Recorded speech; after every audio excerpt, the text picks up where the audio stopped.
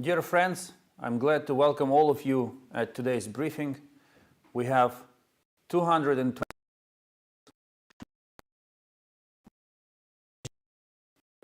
Europe, Latin America, North America. I'm grateful for your interest in Ukraine and in the information that we are about to share with you. I will take this opportunity to answer three most important questions regarding the current situation. First, how did we get here? Second, where we are now?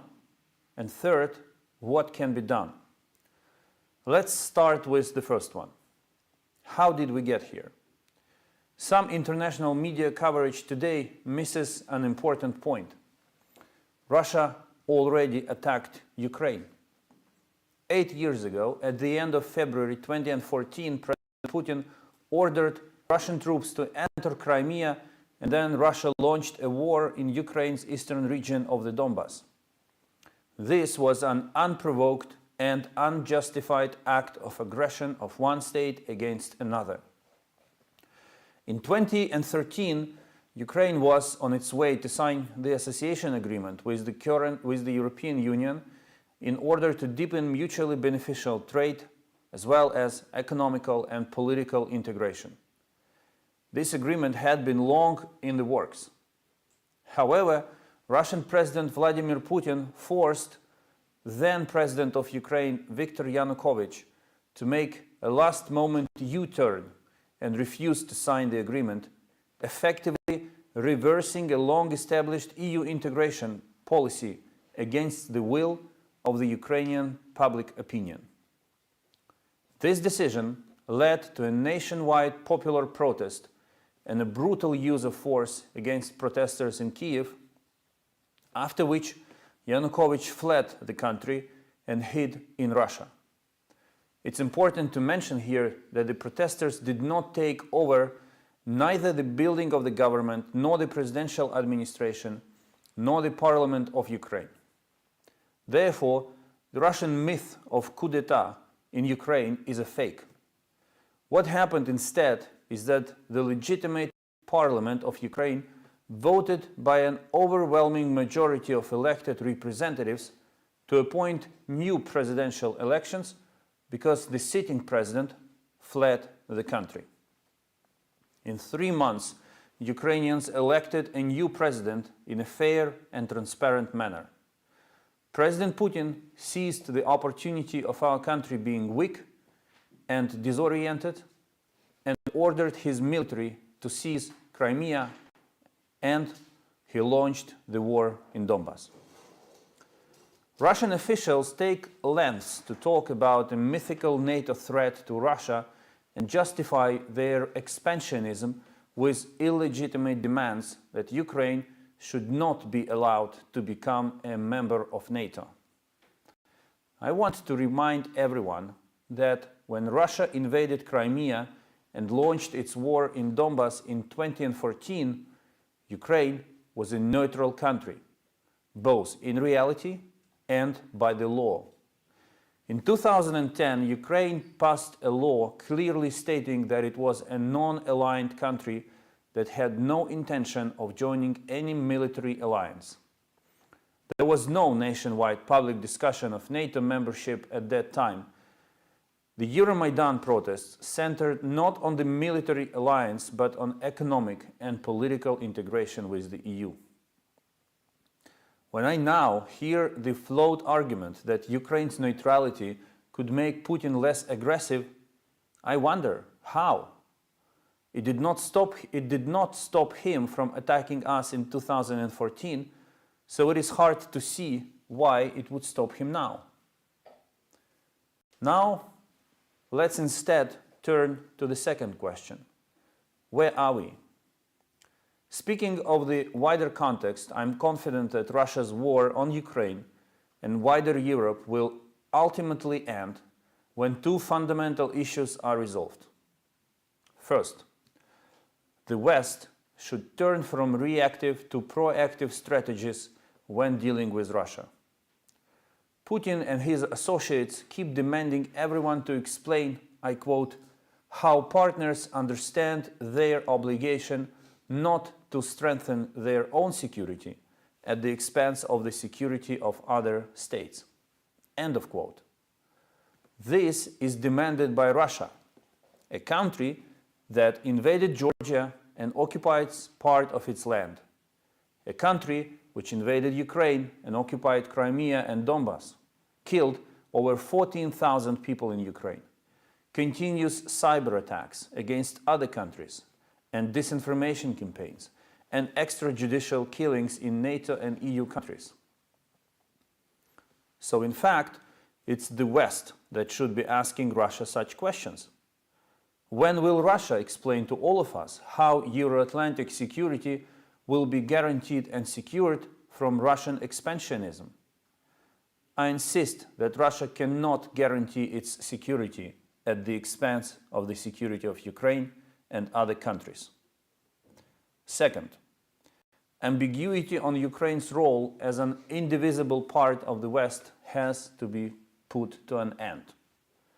The Ukrainian people chose this course and defended it at a high price. We are historically, politically, and culturally a part of the West.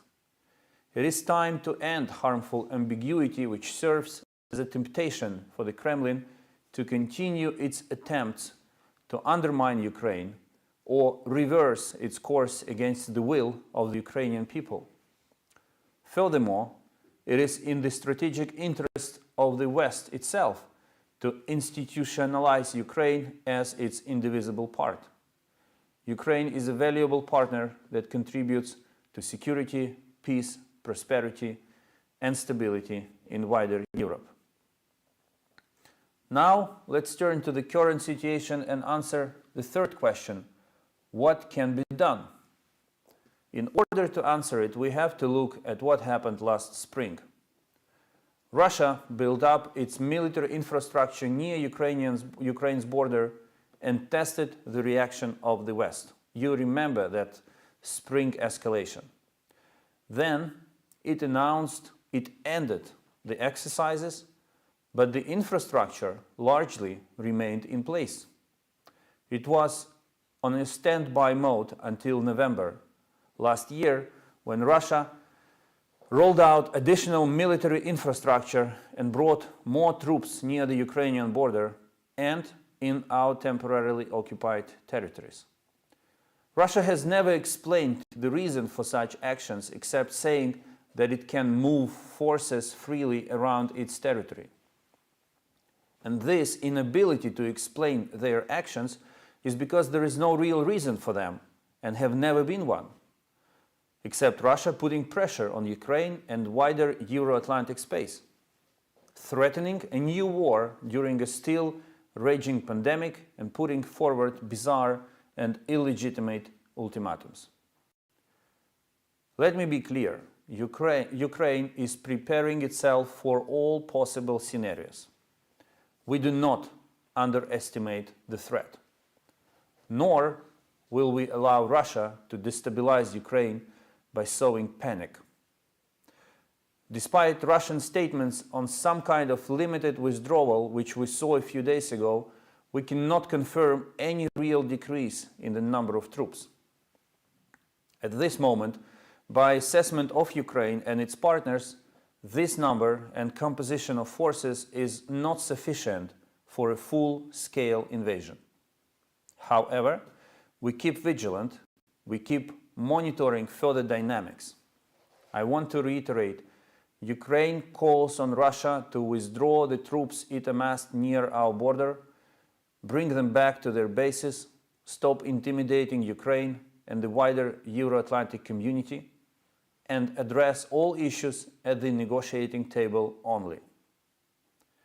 Here, I would like to specifically stress that Ukraine and our partners, including the United States, have no difference in assessing risks of current Russian escalation.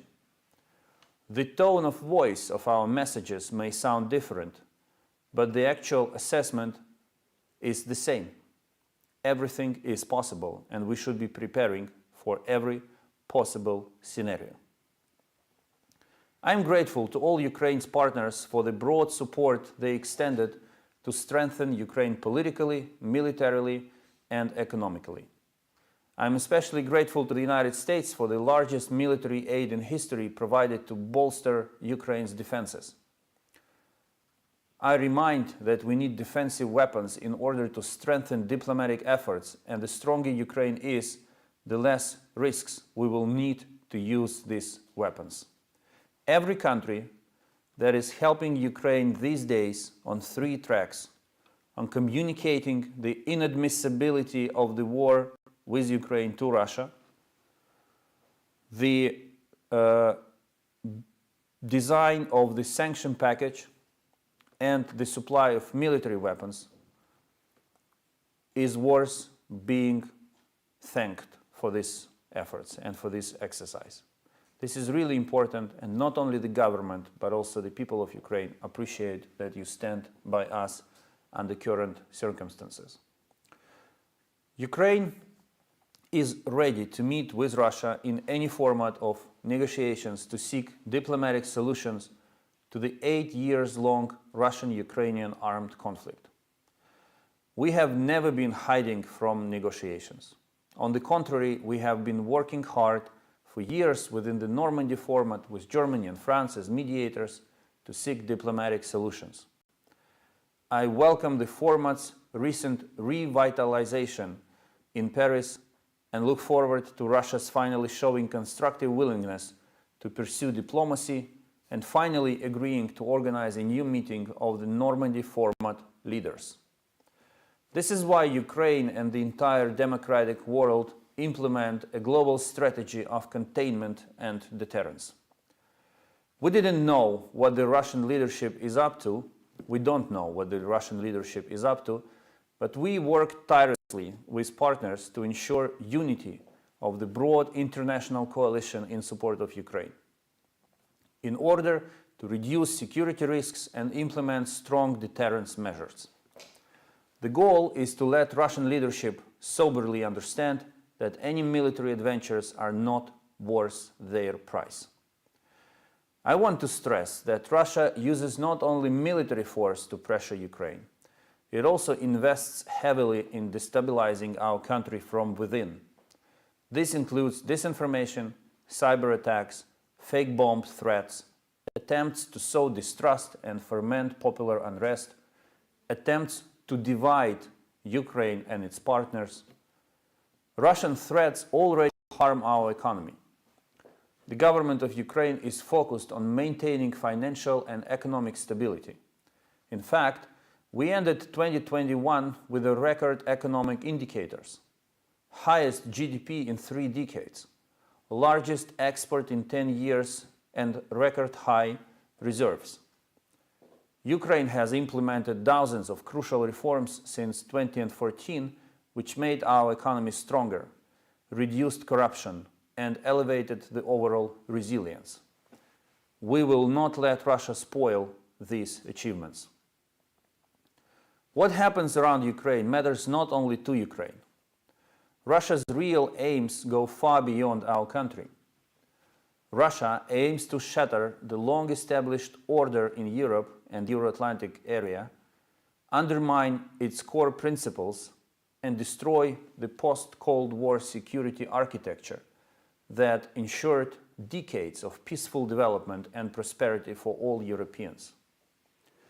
A failure of the West in Ukraine will send a message across the globe that the West is incapable of defending its core principles and thus incapable of defending itself. This is why Ukraine, together with our partners and allies, is implementing a global strategy aimed at preserving peace and deterring Russia. This strategy consists of 3 main elements. First, a comprehensive deterrence package. Back in November, we reached out to partners with an initiative to put together a package of measures which can effectively change our calculations in Kremlin and demotivate it from further aggression. It includes active diplomacy, a number of painful sanctions, and deepened military technical cooperation to make Ukraine stronger. I'm glad that the idea of the package is already being implemented. Active diplomacy works and holds Russia on the diplomatic track. Some very concrete and painful economic measures are already at the table. Ukraine already gets significant strengthening from its partners. Again, the stronger Ukraine is, the lower are risks of further Russian aggression.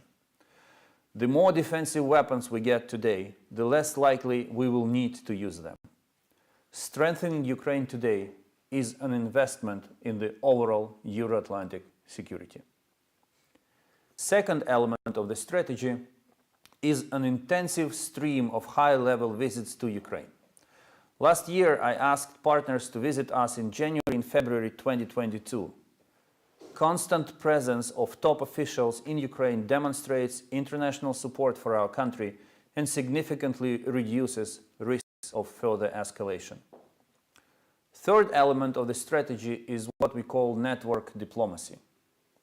You may recall that during the Cold War, shuttle diplomacy helped reduce tensions and avert war. What helps us today is network diplomacy, meaning intense coordination of positions before and after all contacts with Russia. Network diplomacy maintains unity and ensures Russia hears the same messages from all partners. The main message is Russia de-escalate now or face severe consequences. There is nothing that our partners tell Russia that we are not aware of. There is nothing that Russia tells our partners on Ukraine that we are not aware of.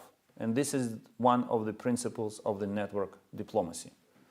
This approach can strengthen the unity of Ukraine and its partners and help avert a new escalation. To conclude with, I would like to once again make it clear. Despite various Russian fakes, Ukraine does not plan any offensive operations or provocations. We have never attacked anyone, and we do not plan to attack anyone. Russia is the aggressor in Ukraine, and Russia is a party to the conflict, not a mediator. The only responsible way forward is diplomacy, and the only effective strategy to make Russia prioritize diplomacy is deterrence. What is reassuring, though, is that we already see that diplomacy is working.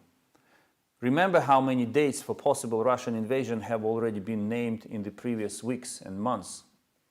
At first, December was discussed, then early January, then late January. Now we are at the beginning of February, and diplomatic efforts continue.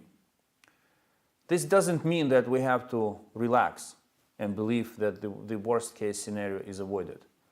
But this should give all of us confidence that we can be efficient in deterring Russia.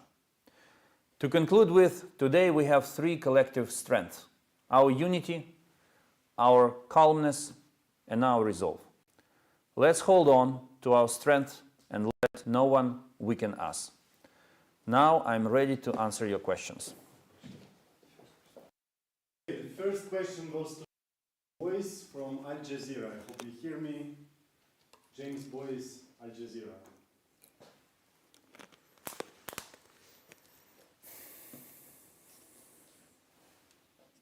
I do hear you. Can you hear me? Yes, just ask your question. Thank you, Mr. Foreign Minister, for doing this. Can you just be clear? You say that it's only the tone of voice which is different from you and the US and NATO, and yet you have just told us that war is not imminent, and yet the Pentagon repeatedly says it is imminent. So there seems to be a difference on that. That's not just tone of voice.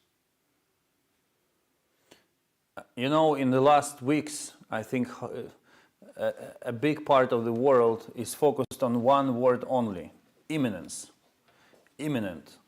What does it mean and what it implies? I think we should be less focused on words and more focused on a broader assessment of the situation. And I can only repeat what I said.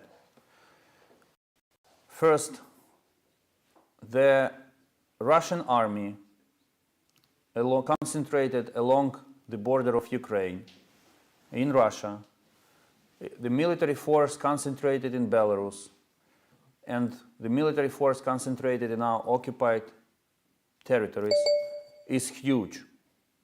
It puts a lot of pressure on us, but it is still insufficient for a large-scale military operation against Ukraine. Now, of course, there is a possibility for a military operation of a lower scale. That's another concern, that's another risk that we are taking. Or perhaps Russia will limit itself to the use of the threat of force to destabilize the situation in Ukraine without actually resorting to the use of force. That is also a possible scenario. So as we see now, plan A for Russia is destabilization with the use of the threat of force. None of us, neither Washington, nor Kiev, nor any other capital, has the luxury to exclude invasion from the list of threats. What we are saying now is that we have to remain rational and properly, in a very reasonable way, assess the sequence or the priority of different threats. And the situation is very complex. When you try to put it in one sentence, you may lose a lot of important details which actually help to take reasonable decisions. That's why I'm calling not to concentrate on one word that has become so popular in recent weeks, but assess the situation in its complexity. Okay, next goes to Adam Parsons from Sky News. Mr. Foreign Minister, thank you very much indeed for arranging this briefing. Russia today told Sky News that British diplomacy was worthless, and of course President Putin has shown considerable contempt towards NATO allies, certainly publicly. Bear in mind that the troops are still in your country 8 years after that annexation. That might look like a failure of diplomacy over the best part of a decade. Why do you have any faith whatsoever in Western diplomats saving your country right now? Well, first, I think it was the best compliment British diplomacy could receive from Moscow. I mean, what you just said. Second, Ukraine learned a bitter lesson. In the end, you can only count on yourself. And that's why we never, I emphasize, never raised the issue of requesting foreign countries to send their troops to fight for us. Since 2014, it's Ukrainian army, it's the people of Ukraine who are fighting. And we defend our land, we defend our people, it's our cause. However, it's much easier to face the Russian aggression when you have a support of friends arranged along the three lines which I mentioned: political diplomacy and political messaging, sanctions, and military defense. So in the end, I have full trust in our capacity to defend the country. I have full trust in some of our partners, and the United Kingdom is one of them. I understand that we have to work with a group of partners who need to be convinced to be more active, and they have to understand one simple thing. A difficult situation cannot be solved without making difficult decisions. And whatever the price of deterrence is, the price of stopping the war will be much higher. These are two things which everyone has to take into account. No one owes anything to Ukraine. This is true.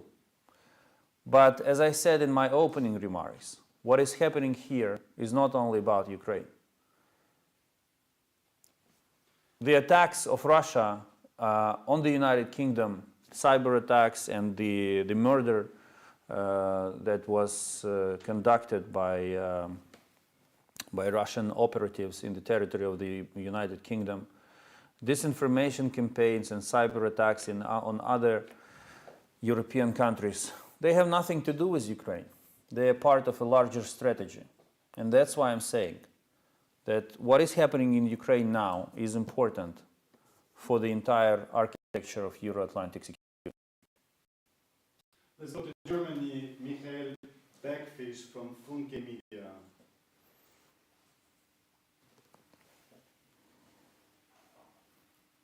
Yes. Hello, can you hear me? Yes. Yes. Foreign Minister, Spanish newspaper *El has published an article today, and they were talking about an offer of the United States to Russia, no combat troops stationed based in Ukraine, and no offensive missile systems, provided that Russia accepts this as a condition. Would such a scenario be acceptable to your government? Well, I would like to note that while the United States have neither missiles in Ukraine nor their combat units in Ukraine, Russia has both. And if this proposal is accepted on a reciprocal basis, that will imply that Russia has to withdraw. So no, we have no objections against the idea of Russia withdrawing its forces, its personnel and weapons from the territory of Ukraine. Let's go to Italy. Francesco Semprini, Sampa.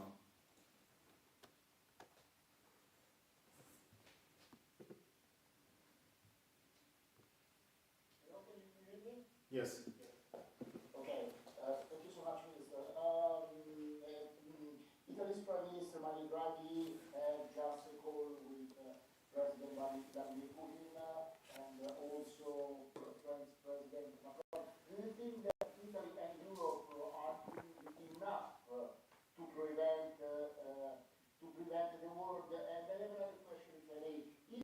If it helps to the de-escalation, would the Ukrainian government be ready to re-evaluate the implementation of the Minsk agreements?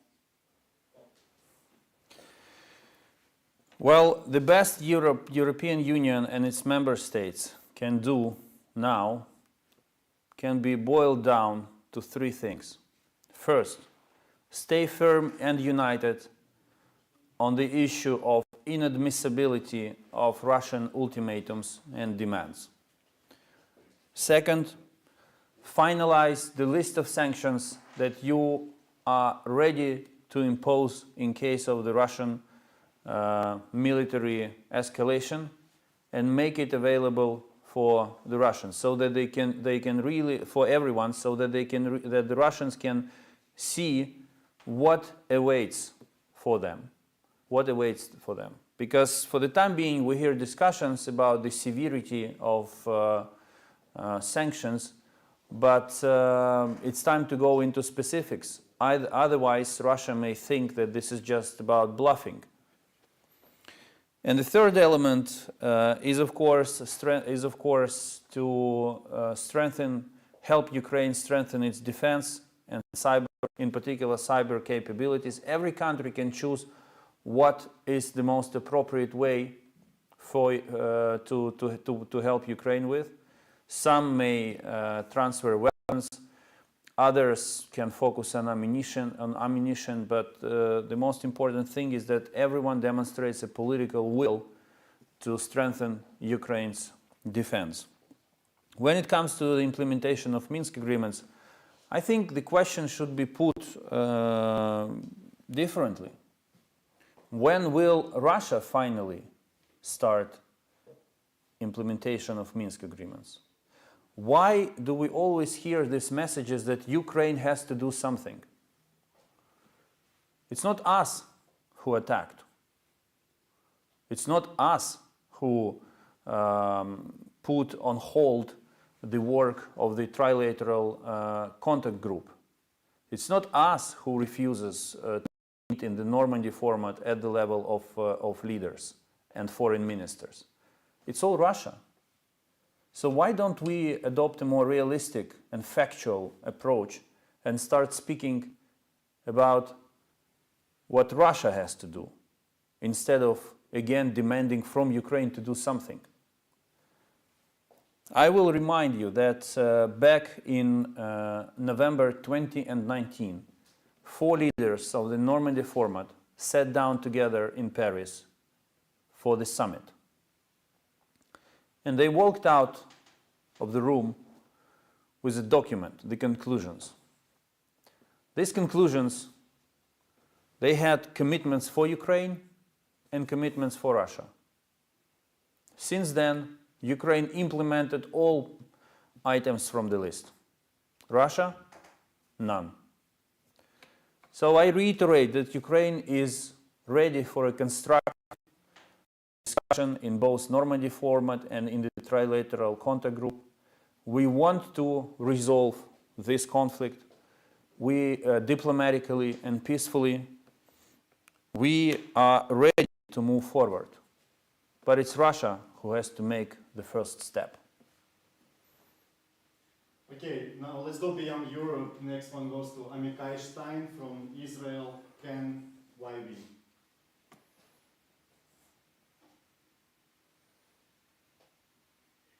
Hello, sir. Thank you very much for giving us this opportunity. My first question is, are you disappointed that Israel, as an ally of Ukraine, is not showing enough support for Ukraine these days? And are you expecting Israel to help you with the cyber defense issues? Because there's a big fear of a Russian cyber attack against Ukraine. And the second question, are you still thinking about the possibility that maybe Israel, because it was good ties between Israel, Ukraine and Russia, might mediate some kind of solution? If Russia is still in Ukraine, it means that everyone has to do more. Ukraine and its partners have to do more to get them out of the country. When it comes to Israel, actually we have a very deep cooperation with them under the current circumstances. And you are right, cybersecurity is one of the issues that is on the table and that we are making progress on. We are also interested in deepened defense cooperation on defense technologies, in particular related to air defense. And yes, we would welcome the effort of Israel to play a role, a diplomatic role between Ukraine and Russia. In fact, I can tell you that we welcome anyone who believes he or she has the political will and capacity to play that role, to step on the stage and to actually do it. Every effort is worth making when it comes to preventing the war. Next one goes to Australian media, Ben Lewis, SBS Australia. Hi there, Minister. More than a week ago, the Australian government urged all of its citizens living in Ukraine to leave the country immediately, and several other Western countries made similar calls in the days that followed. Do foreign citizens need to be leaving Ukraine now, or have these governments acted prematurely? Prematurely. I appreciate the relations we enjoy with Australia and other countries who already took the decision to call on their citizens to leave Ukraine, but this is a premature decision. It does not correspond to reality, and I respect the decisions that they took because they have their own protocols on the security of their citizens. But I would like to note that the absolute majority of countries represented in Ukraine have not made such decisions. There is less than 10 countries who actually decided to do so. I think less than 5 countries who called on their citizens to not to visit Ukraine or leave Ukraine, compared to 129 countries and international organizations represented in Ukraine. Next one goes to Shvili, Post TV. Hello, Mr. Minister. Thank you for this opportunity. I have a question about foreign countries supporting Ukraine. I can tell you that Georgian Parliament adopted a resolution about Ukraine that they start. So how important is this kind of resolutions for your country, and what can you say about the Georgian resolution? Thank you. Well, Georgia probably feels better than anyone else what is at stake in Ukraine, and therefore the resolved and focused reaction of your parliament is welcome. We welcome any effort coming from any country, any international organization to keep the situation under control on a diplomatic track. Everything, and I have no doubts that everyone can do something if the political will to do so is there, if the capacity to do that is there. Georgia definitely has both the will and the capacity. Mister, we can take a few more questions. Sure. Okay, then let's go to Siddharth Sibal from Beyond India.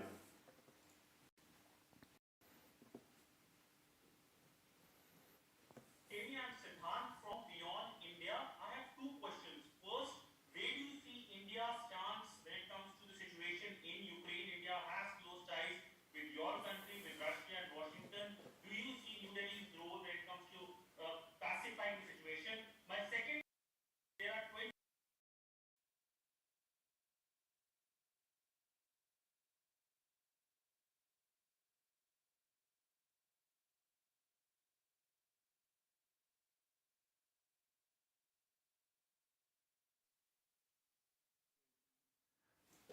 in a very clear manner to Russia the following.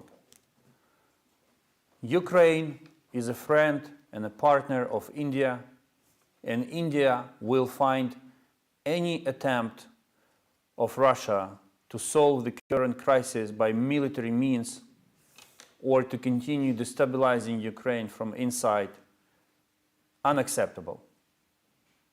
If Russia hears that from Indian government, that would be a very strong message of support, and it will make an impact.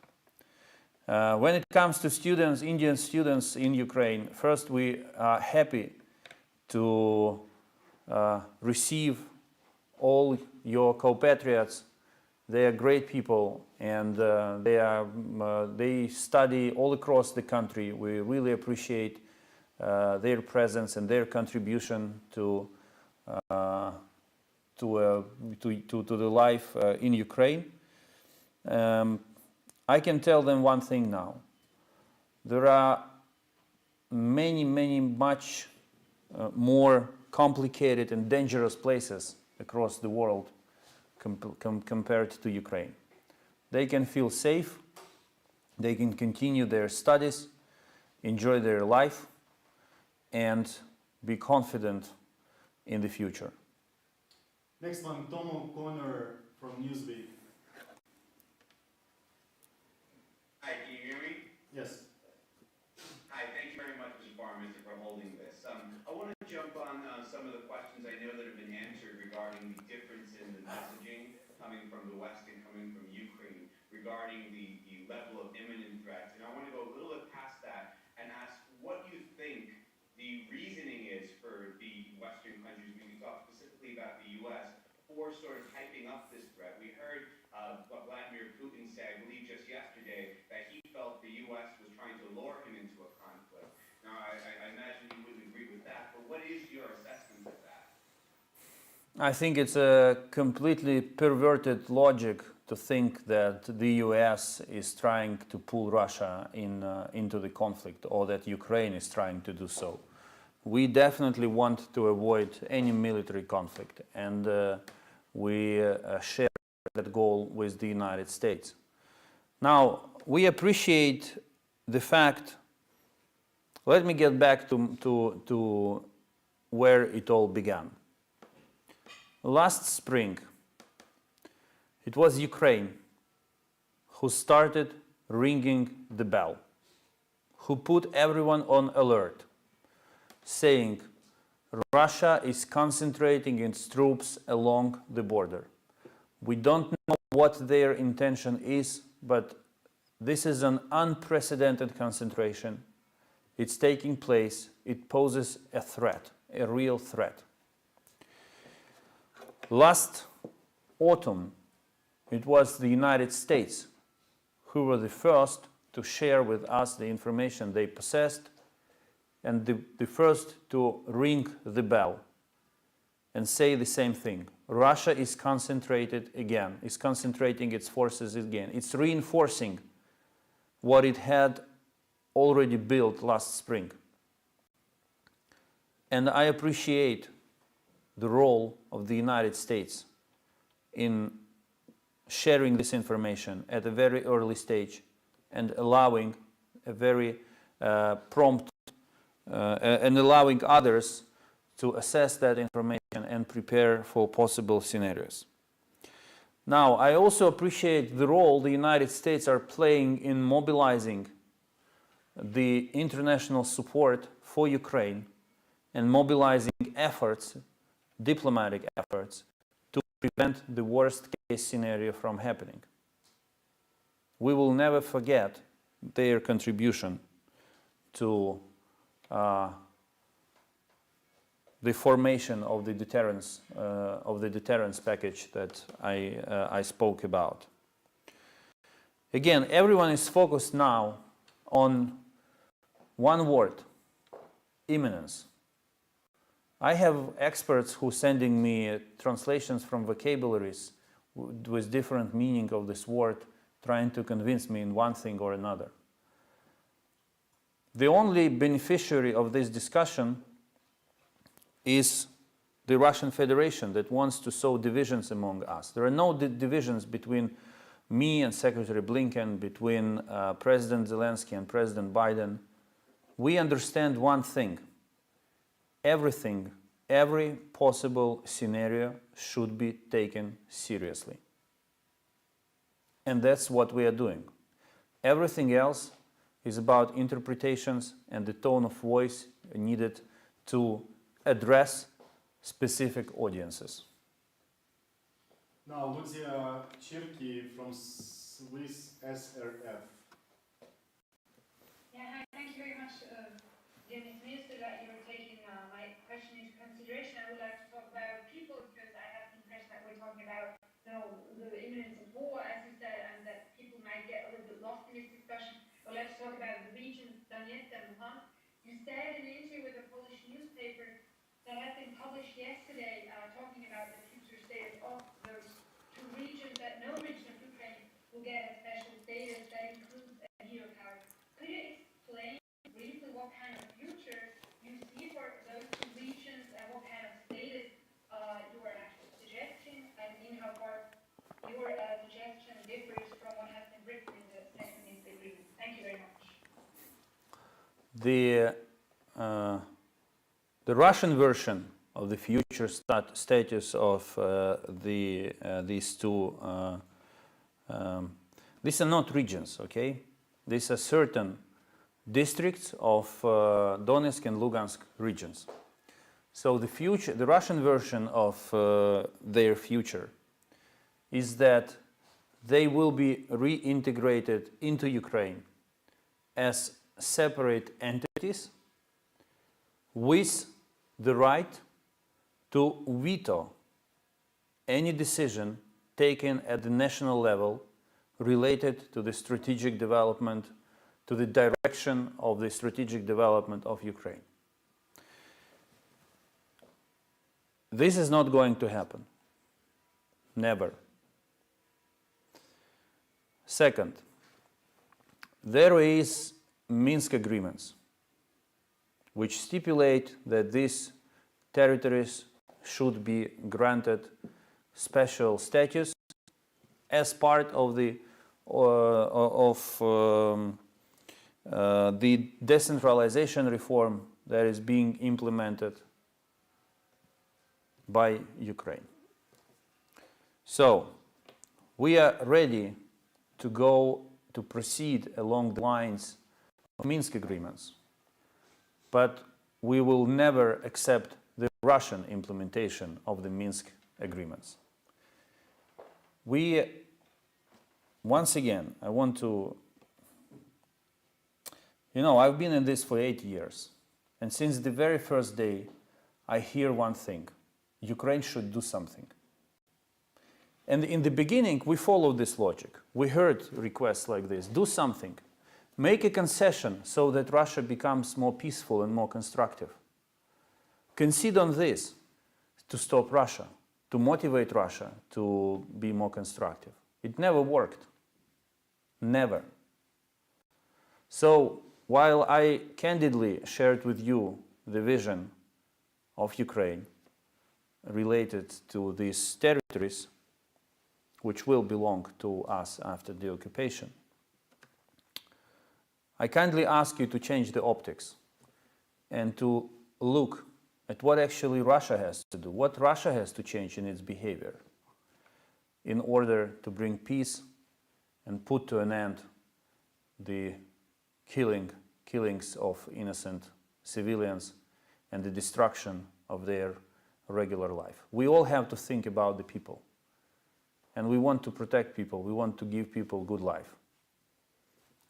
Now it's in the hands of Russia to follow our work. Thank you. That will be it. I have to run. I enjoyed spending almost an hour with you. I sincerely appreciate your attention, your interest in Ukraine. I hope it was helpful, and I clarified at least something.